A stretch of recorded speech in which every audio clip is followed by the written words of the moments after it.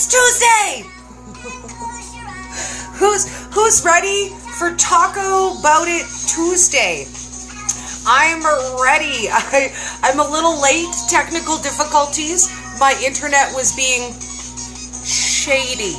So, let's talk and let's dance for a minute first. Because it's tacos. Bring your sour cream. Tacos. Okay.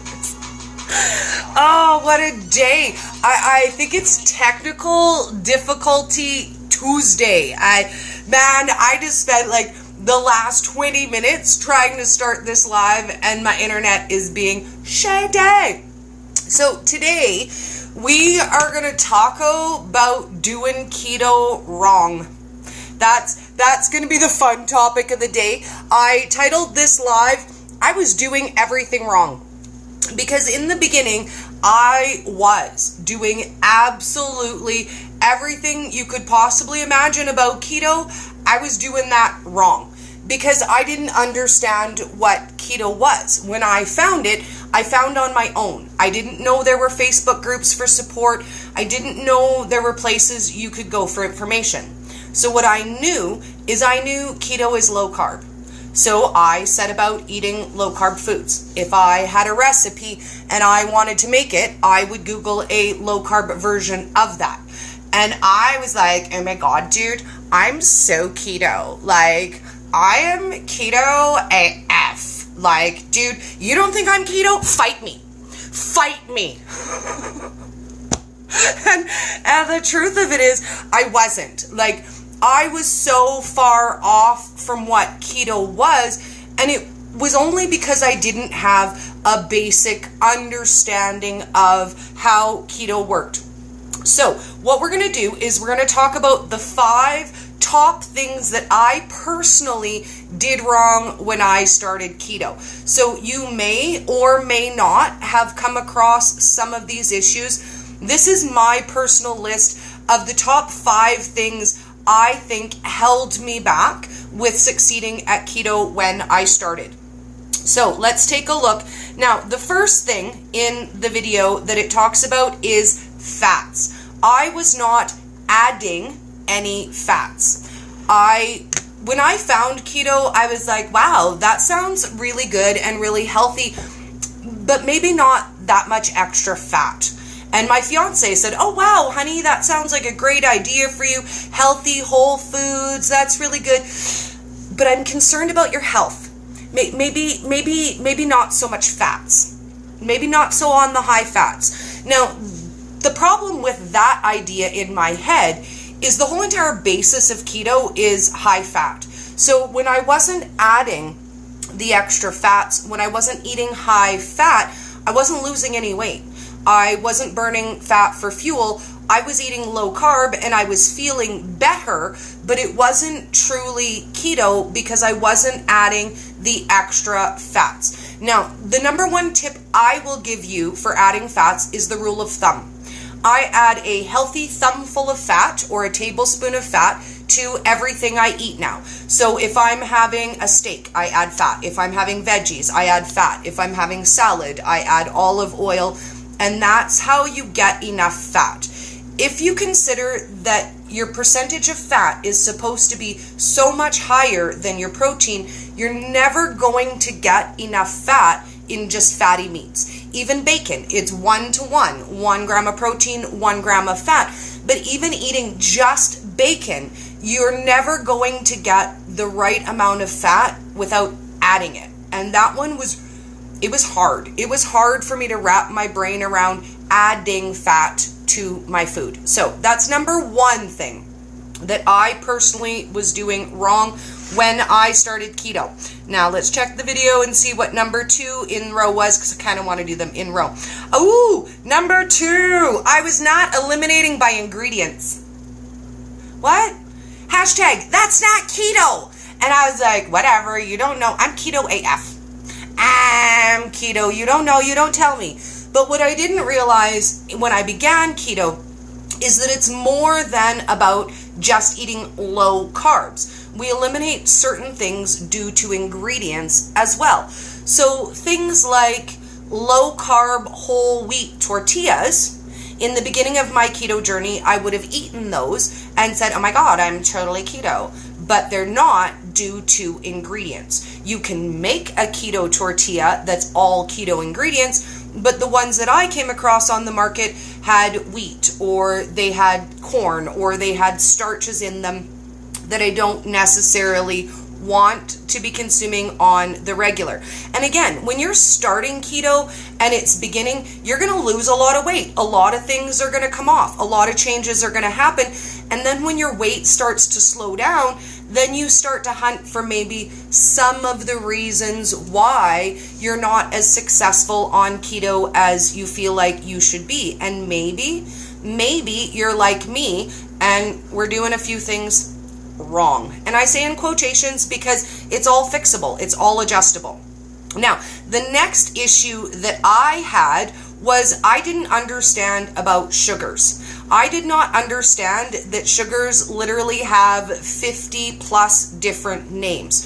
So I wasn't checking my labels for all the other names of sugar, and I was still getting a lot of natural sugars in my foods because I didn't realize that they were sugar. So that's another one. You want to take a look at all the different names of sugars. I'll make a post later today about it, and be aware of the ways that companies are sneaking sugars into our foods, and we don't know because we didn't know that's what it was, right? Agave syrup, natural honey, all of these things are still sugars, and we should still be eliminating them. Hello, Misty, Alternative Sweets. It's so nice to see you. Now, the next thing that I was having an issue with is I did not, in the beginning, adjust my eating schedule. Now, I was starting a brand new healthy lifestyle, brand new diet. I'm going to be healthy. Oh my God, I'm going to be so thin. Oh my God, so thin, so keto. But one of the things that I didn't realize is the old schedule of eating doesn't work. Now, according to the standard American diet, I should be eating breakfast at 7:30, a snack at 10, lunch at 12, snack at 3, dinner at 5, snack at 8. So when I started eating keto, I forced myself those meals. I won't lie. I forced myself those meals, even though I didn't want to eat them, because that's what you do to be healthy. If you want to be healthy, you eat breakfast, snack, lunch, snack, dinner, snack. That's what you do. You eat 6 small meals a day to be healthy. And when I started keto and I started forcing myself breakfast, I made myself sick. I'm not generally a breakfast eater. And when I eat too early in the day, it sets me into what I would describe to you as starvation mode. I feel like I'm hungry all day long when I eat in the morning when it's too soon for me to eat. And it's this weird feeling of being hungry and being full at the same time. It's like when I feed my body too soon, I can't differentiate. Am I hungry? Am I full? Even when I'm eating, I still feel kind of hungry, and all day long I'm starving and I can't feed myself enough. Number one thing I learned that made it easier for me was your body's not stupid.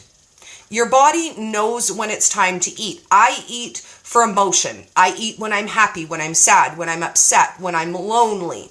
My body only knows about eating for fuel. So when I stopped, and this is the best piece of advice I can give you, when you stop eating when you're not hungry and eat only when you're hungry, only until you're satisfied, something magical is going to happen. Magical. Your body is going to build its very own eating schedule that is perfect for you. Now, I don't generally have my first meal until 3 o'clock in the afternoon now. I will have a snack at 3, dinner at 8, snack at 10. That's the schedule that my body worked out that works for me. So the number one tip I can give you is let go of scheduled eating. Start eating when you're hungry. Stop when you're satiated. We all know that feeling of overfull. We want to avoid that feeling. We want to eat just until we're full. The next thing that I had a big problem with, that I was really, man, I struggled with this one, and this is the last one we're going to cover today, is labels. I had no clue about food labels when I started keto. Dude, that is not even near the instructions to put your food together. Like, it's not even on the same side. There is no information on that can that I needed. Now I'm going to grab out a can just because I have a few leftover cans just so I can show you guys. But what I didn't understand is there is so much information in here that I needed, that I wasn't getting, because I didn't understand how labels work. I didn't understand how to read them. I didn't understand ingredients. When I look at this now, for example, a half of a cup of condensed tomato soup has 13 grams of sugar in it. So these are things that I didn't realize that I was still consuming a large amount of when I started. I was still eating canned soups. These are sitting because I don't anymore. I make my own tomato soup out of tomatoes, or I use canned tomatoes that have less sugar.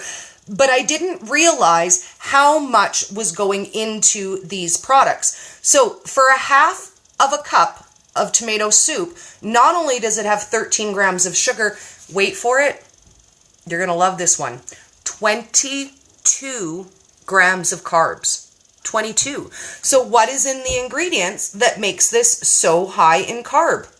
It's got tomato paste, it's got fructose, it's got enriched wheat flour. That's where all the carbs come from. So there's wheat flour in condensed soup. These are things I didn't know. Not only did I not know them, pre-keto, it didn't even matter to me. Ingredients on a can was not a blip on my radar. So I want to wrap up by saying it's never too late to learn. It's never too late to understand better. It's never too late for us to step up our game, improve our keto, look at things a little bit differently than when we did in the beginning.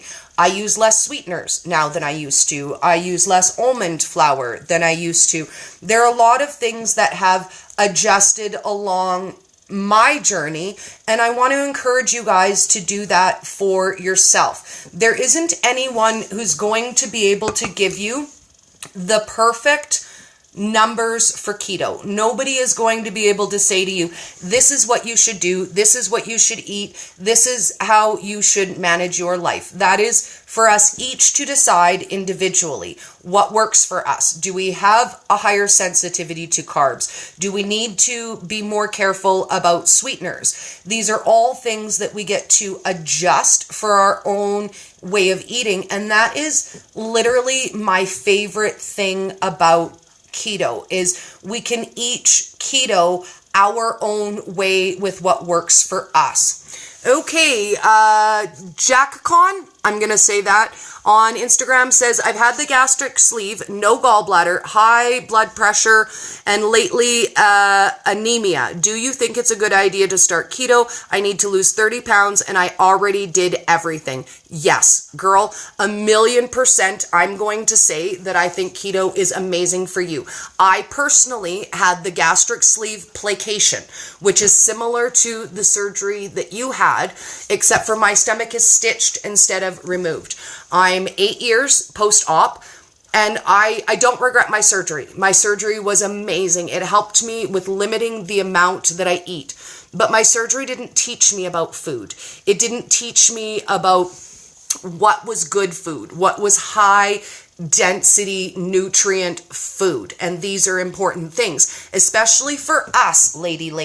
When we can eat this much food in a sitting, we need to be really careful that the foods that we are eating are good, healthy, nutrient-dense foods. Before keto, I was just eating junk food and garbage after my surgery, and I explained it away to myself this way. God, you're eating like this much. Oh, come on. Like, one bite of a donut isn't going to hurt. One bite of a hamburger isn't going to hurt. One bite of a chocolate bar isn't going to hurt.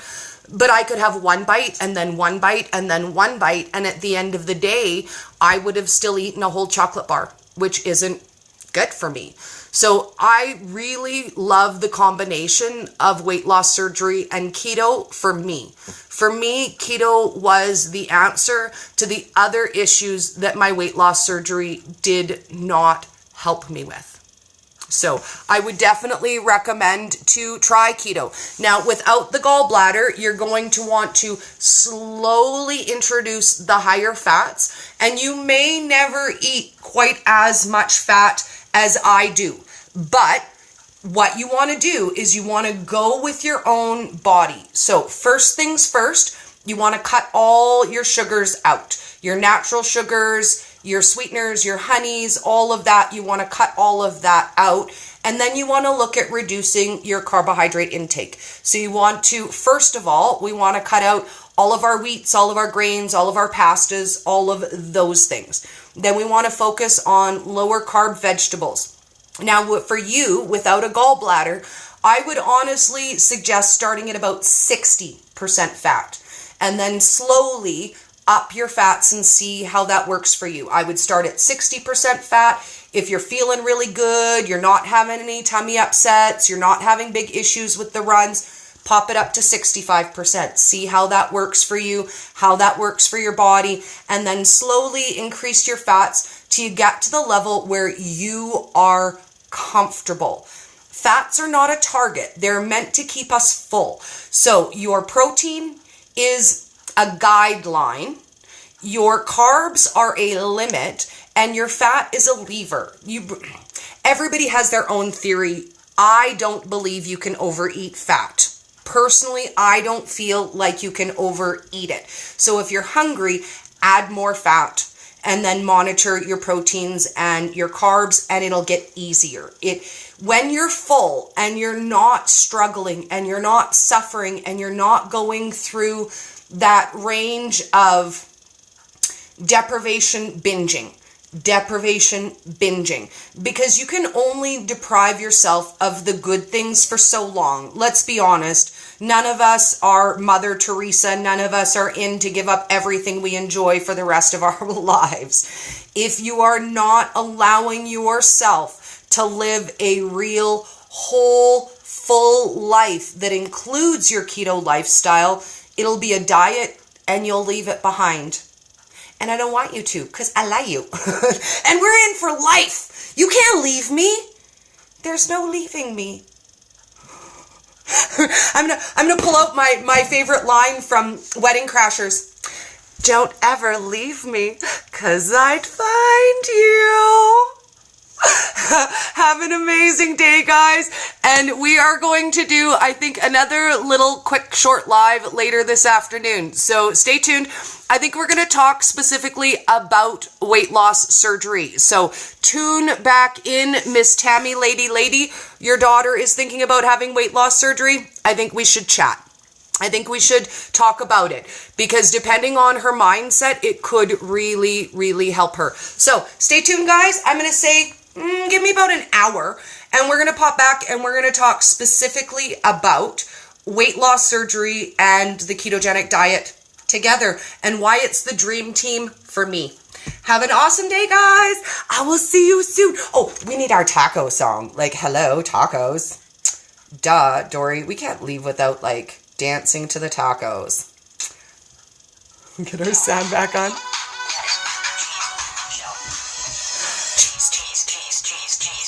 Rain and tacos. Oh, I can't even help myself. Like, seriously, you guys are going to hear the 4 times speed, and it's insane. Have an awesome day. I'll see you guys in about...